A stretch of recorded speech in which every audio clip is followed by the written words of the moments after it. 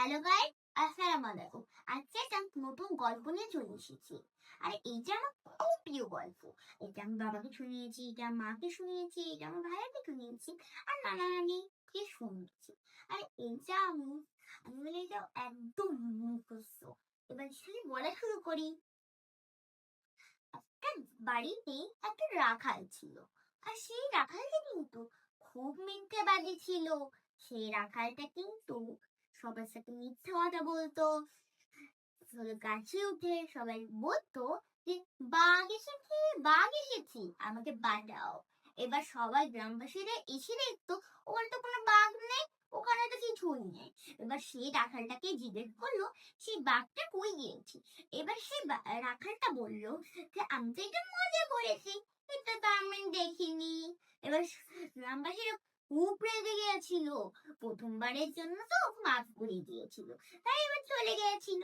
এবার পরের দিন রাখাল মনে মনে ভাবলো যে অন্য মজা করলে মনে হয় ভালো লাগবে না, সেই বাঘের মজাটাই আবার করি। এবার তো আবার সে বাঘ এসেছে, বাঘ এসেছে। এইবার গ্রামবাসীরা এসে দেখে ওখানে তো কিছুই নেই। এইবার কিন্তু অনেক রেগে গেছিল। গ্রামবাসীরা বললো যে প্রত্যেকদিন কেন মজা করো, একদিন কিন্তু সত্যিকারের বাঘ আসলে একবারও বাঁচাবো না। এইবার বললো কি, রাখাল বললো যে যাও গে, আমার কাউকেই লাগে না, আমার গায়ে অনেক শক্তি আছে, যেই কথা সেই কাজ। এইবার একদিন এটাই মজা করতে এসেছি, একদিন সত্যিকারের বাঘ চলে এসলো।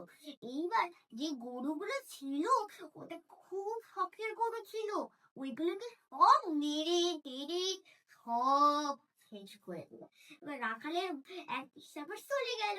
এবার রাখালের বাবা এসে বললো যে তোর এত বড় সাহস, দেখলি গ্রামবাসীদের এমন করে মিথ্যে কথা বললি, এবার তুই বললি ওরা আসলোই না, দেখলি এইবার। এবার তুই বুঝতে পারলি মিথ্যে কথা বলার কি এমন। তাহলে বুঝতে পারলে কোনোদিনও মিথ্যে কথা বলাটা ভালো নয়।